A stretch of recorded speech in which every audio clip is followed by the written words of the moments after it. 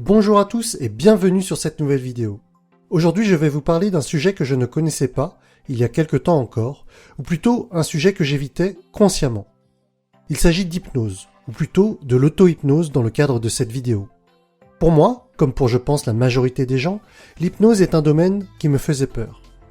Popularisé depuis ces dernières années par des spectacles sur scène ou à la télévision, j'y voyais une pratique surréaliste, un peu dérangeante, de par sa puissance pour manipuler les gens.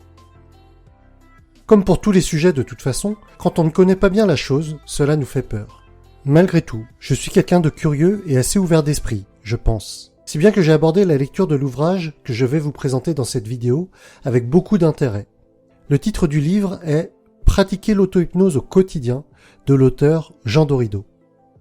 Contrairement aux idées préconçues que j'avais, et probablement que la majorité des gens ont, l'hypnose est un véritable outil de guérison, largement reconnu dans le domaine de la psychologie et de la médecine. Je me suis rendu compte que ce domaine était vraiment une source de transformation pour toutes les personnes qui y ont recours, et qu'en fait on était bien loin de mes croyances qui n'étaient pas du tout fondées. Je vais essayer au travers de ces quelques minutes de vidéo de vous présenter des concepts que j'ai particulièrement aimés du livre, et qui m'ont permis de mieux comprendre des pratiques que je faisais déjà, un peu malgré moi, et qui m'ont permis d'arriver là où j'en suis aujourd'hui.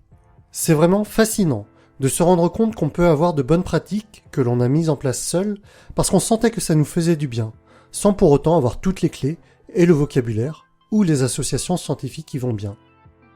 Mais avant même de rentrer dans le vif du sujet, il faut que vous, spectateurs, vous soyez convaincus que le simple fait de posséder un corps humain, muni d'un système nerveux, avec tout ce qui va avec, un cerveau droit, un cerveau gauche et un hippocampe, représente en soi une exceptionnelle opportunité.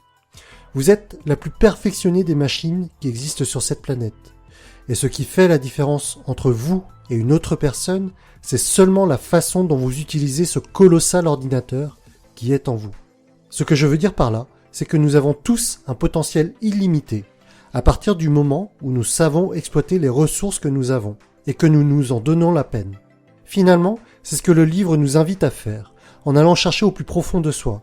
Il nous présente une méthode pour vivre mieux, au quotidien, et nous invite à identifier d'éventuelles situations de blocage, à ne pas les refuser, mais les accepter, pour avancer plus efficacement vers une vie plus sereine et plus épanouie.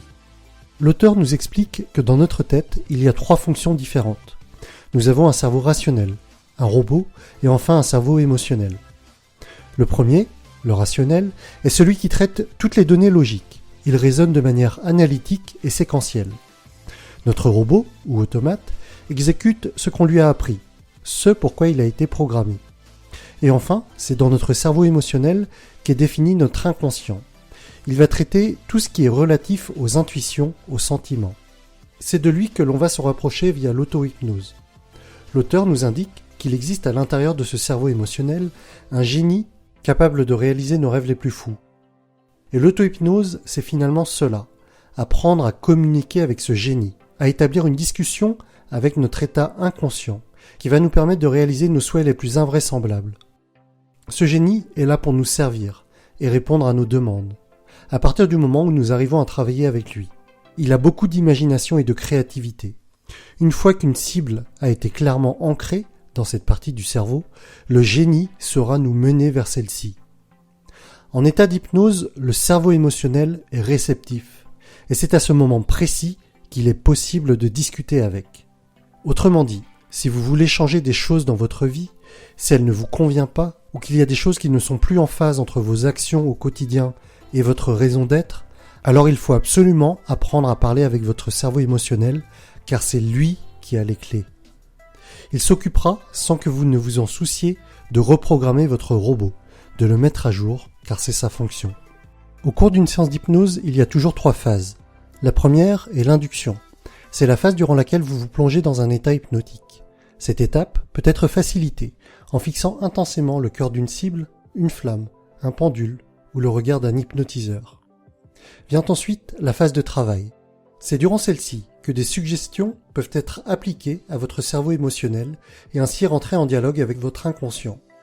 Et pour finir, la sortie, qui comme son nom l'indique, termine une séance d'hypnose.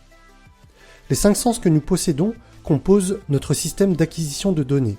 C'est notre VACOG. V pour la vue, A pour l'audition, K pour kinesthésique, O pour olfactif et enfin G pour gustatif. L'auteur souligne que lorsqu'une idée, un concept ou une sensation est communiquée à notre monde intérieur par au moins 3 de ces 5 sens, alors cela deviendra réel dans son inconscient. En multipliant ainsi des situations et des images au cerveau émotionnel, alors ce dernier considérera ces choses comme acquises, ou en tout cas plus facilement accessibles. Et c'est ça la base de l'hypnose.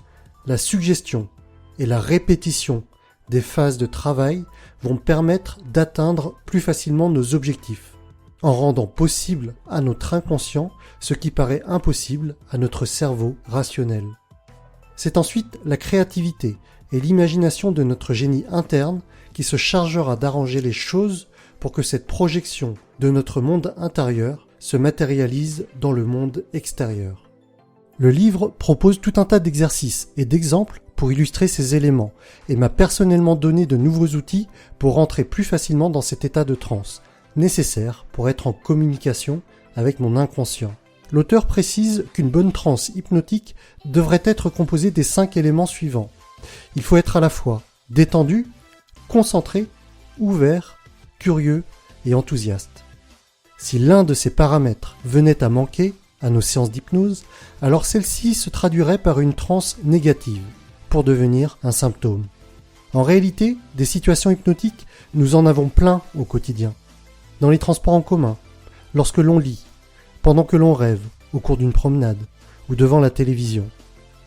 Pour cette dernière, il suffit d'observer un enfant devant le petit écran. Son rythme respiratoire ralentit. Il cligne très peu des yeux. Son regard est fixe. Il est dans une économie de mouvement et est complètement capté par les images qu'on lui propose. Une discussion extérieure lui est complètement égale. Et enfin, la dernière idée que je voudrais vous partager, c'est que la vie est comme une montgolfière. Il faut savoir lâcher du lest. On pense parfois que pour atteindre l'excellence, les personnes à succès sont censées subir une tension physique et psychique continue. Et comme l'auteur, je suis persuadé de l'inverse. Avoir une aptitude à faire le vide est essentiel.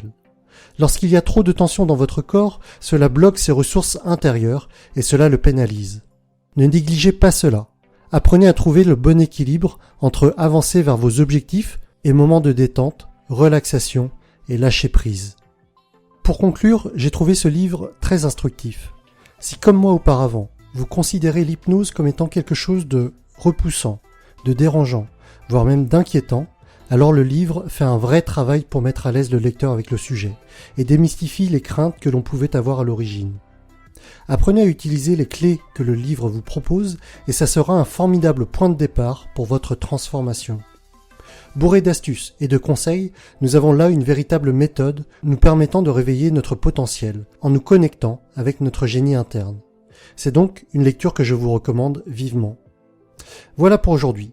J'espère que cette vidéo vous aura plu. Si c'est le cas, mettez-moi un pouce bleu. Rejoignez-moi sur Facebook pour plus d'idées inspirantes. Abonnez-vous si ce n'est pas déjà fait. Et je vous dis à très bientôt pour de nouvelles aventures.